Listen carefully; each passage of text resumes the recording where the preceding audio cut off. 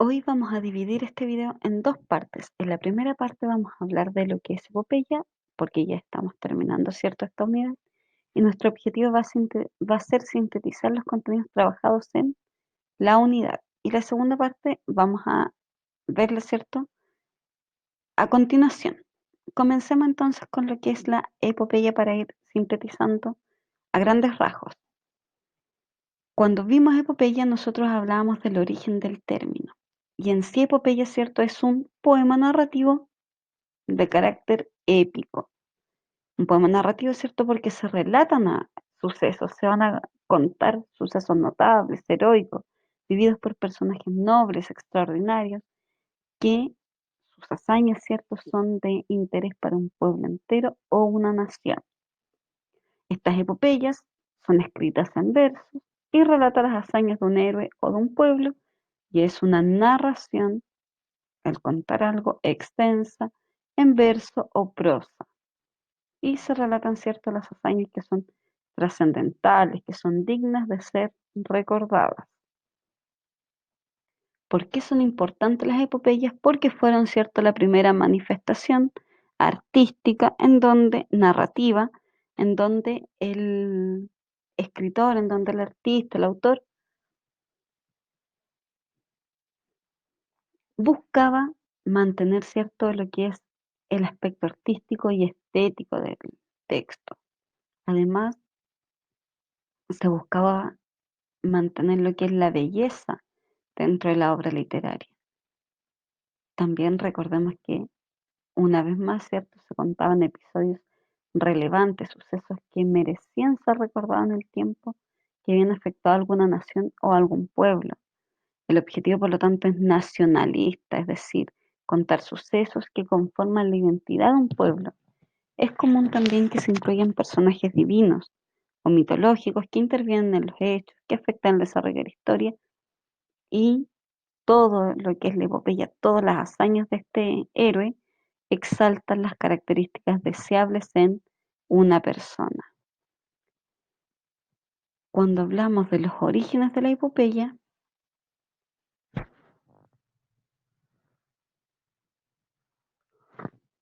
nos remitimos a los registros más antiguos de los cuales se tiene registro, y son de Mesopotamia, de los años 2200 al 2000, ¿cierto?, antes de Cristo. ¿Y cuál es la epopeya más antigua? Gilgamesh. También se incluyen, ¿cierto?, pero son posteriores. En la India se mantiene lo que es el Ramayana y el Mahabharata. Gilgamesh, esta epopeya, es cierto, la más antigua de la cual se tiene registro aquí. Gilgamesh, la epopeya de la cual se tiene registro, la más antigua, cuenta, cierto, las hazañas de un personaje legendario de la mitología sumeria. Gilgamesh era hijo de la diosa Ninsun y de un sacerdote llamado Liya. Fue gobernante del distrito de Kulab y quinto rey de la ciudad de Uruk, Erech en los textos bíblicos, actual Warqa en Irak. Hacia el año 2750 a.C. reinó Gilgamesh. En esta obra, es cierto, el primer poema épico que aún se conserva, que se tiene registro, no en su totalidad, pero sí gran parte, se cuentan las hazañas, las aventuras de Gilgamesh junto a su amigo Enkidu y su búsqueda por la inmortalidad tras la muerte de Enkidu.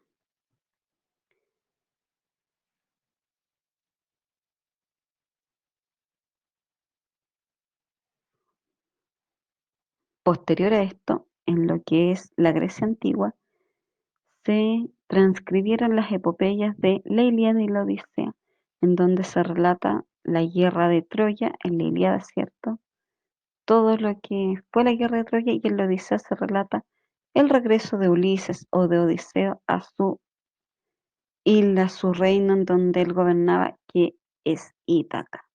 En Roma tenemos, ¿cierto?, la epopeya La Eneida, que fue escrita por Virgilio. Otra epopeya que también es común, que es importante, y que es necesario rescatar es el Cantar de los Nibelungos. Esta epopeya es de origen germano y se narra las gestas, las hazañas de Sigfrido, un cazador de dragones de la corte de los burgundios que, valiéndose de ciertos artificios, consigue la mano de la princesa Grimilda. Sin embargo, una indiscreción termina por provocar una horrorosa cadena de venganzas. Volvemos a señalar, ¿cierto?, las características de estos héroes de estas epopeyas, y hay que rescatar, ¿cierto?, que dentro de las características más importantes de este género se destaca lo que es la valorización del héroe como una exaltación de los ideales de una sociedad. Es decir, que estos héroes encarnaban, ¿cierto?, las características, los rasgos, los valores que la sociedad quería reconocer y que ellos necesitaban en algún momento de la historia. El estilo solemne y grandilocuente de su narración, es decir, son muy pomposas las descripciones que se realizan, el lenguaje utilizado, fueron la primera manifestación narrativa en que el autor busca el aspecto artístico y estético del texto, la intervención de los seres sobrenaturales, como los titanes, los dioses. Estos seres intervienen en la vida de los seres humanos. Los dioses recuerdan que llevan el destino de los héroes, de las personas. Los temas recurrentes son las guerras, las batallas. ¿Por qué? Porque estas guerras, estas batallas son relevantes, son importantes para lo que es la conformación de la identidad nacional, es decir, para afianzar los rasgos que hacen a una nación única.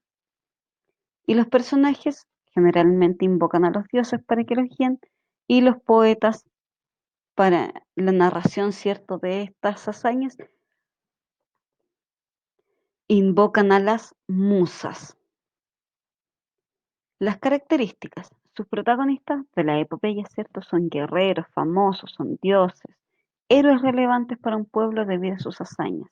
Estos nobles son ejemplares y modelos a seguir para la sociedad, donde se exaltan las características deseables de una persona y cuentan, ¿cierto?, las epopeyas episodios relevantes en la conformación de un pueblo o nación, es decir, tiene un objetivo nacionalista.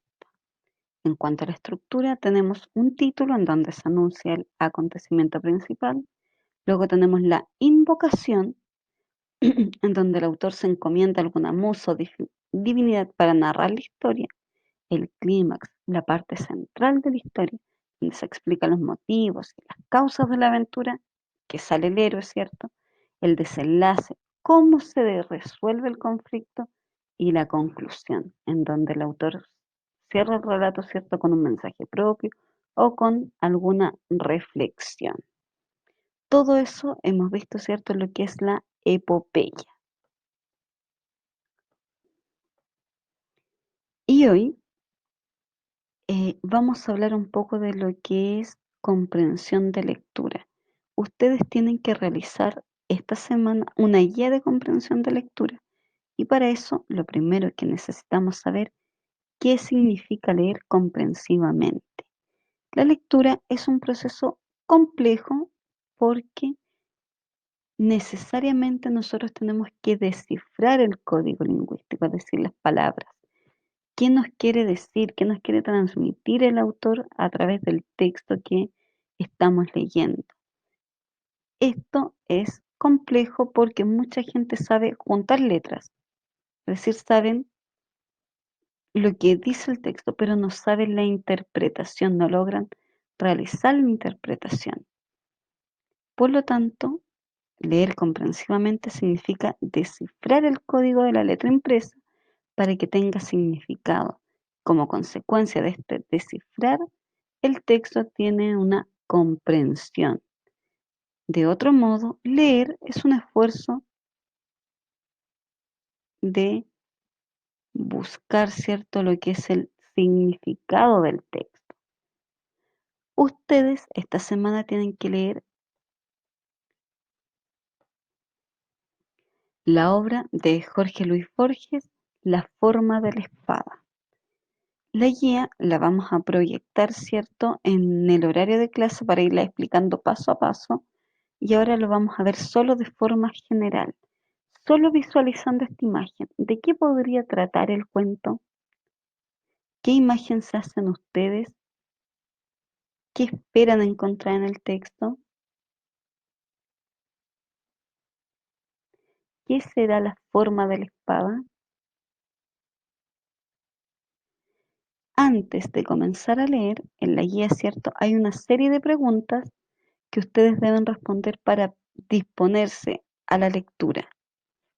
Una vez que ustedes resuelvan esas preguntas que están antes de comenzar a leer, primero, ¿cierto? Es la guía, responden las preguntas que están en la guía antes de comenzar a leer. Y después de responder esas preguntas, completan este cuadro en su cuaderno.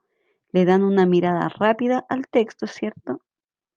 Y a grandes rasgos, ¿cierto? Eh, van a completar esta ficha. La pueden completar en la lectura rápida que van a realizar o al finalizar toda la lectura. ¿Por qué? Porque lo que me interesa es que ustedes logren identificar esta información.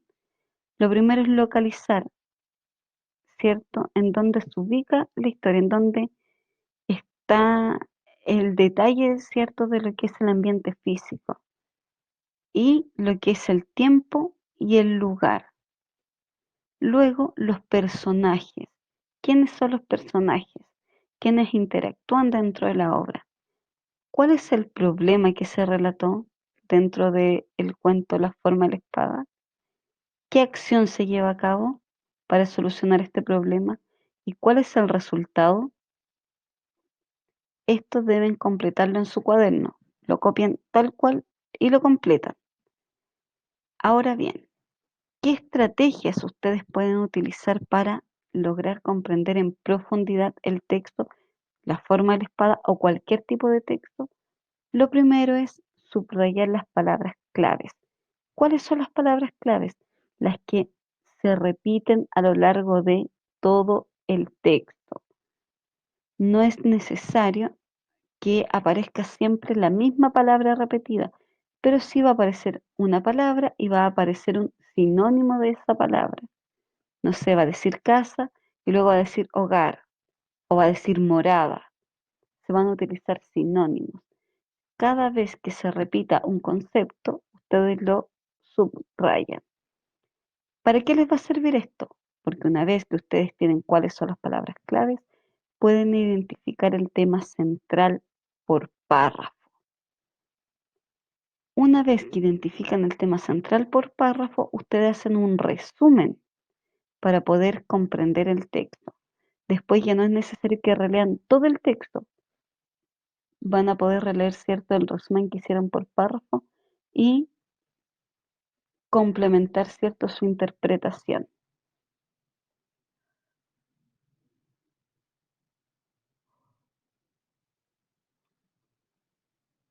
También deben realizar siempre antes de leer un texto predicciones.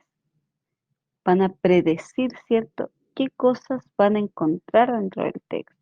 Lo que hicimos cuando proyectábamos esta imagen, cuando les preguntaba de qué tratará el cuento, qué será la forma de la espada, qué tiene que ver esta imagen a lo mejor con el texto y este dibujo que tenemos acá. Eso es realizar predicciones sobre el texto, predecir qué voy a encontrar. En la guía que les envié, esta parte ya está hecha en cuanto a las preguntas que están antes de comenzar a leer. Y después de leer, a lo largo de la lectura, hay también una serie de preguntas que ustedes deben ir respondiendo antes de continuar leyendo. Y al finalizar la lectura, ustedes deben manifestar su interpretación y su comprensión del texto mediante una expresión plástica. Ustedes ven qué es lo que hacen. Lo que se valora, ¿cierto?, es la creatividad.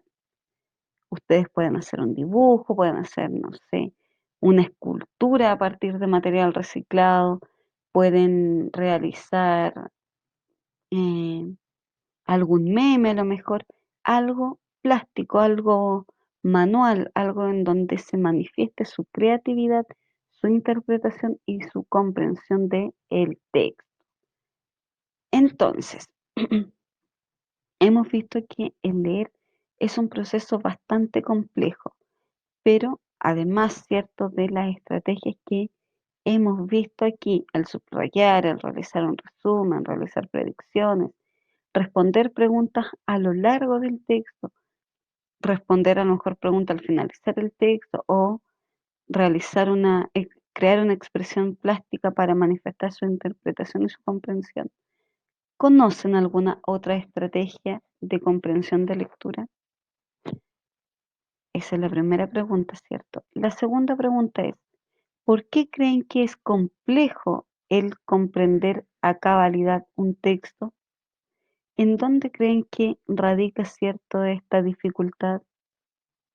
Y la tercera pregunta vendría a ser como, ¿qué estrategias emplean ustedes para leer y comprender un texto? Ahí tenemos tres preguntas.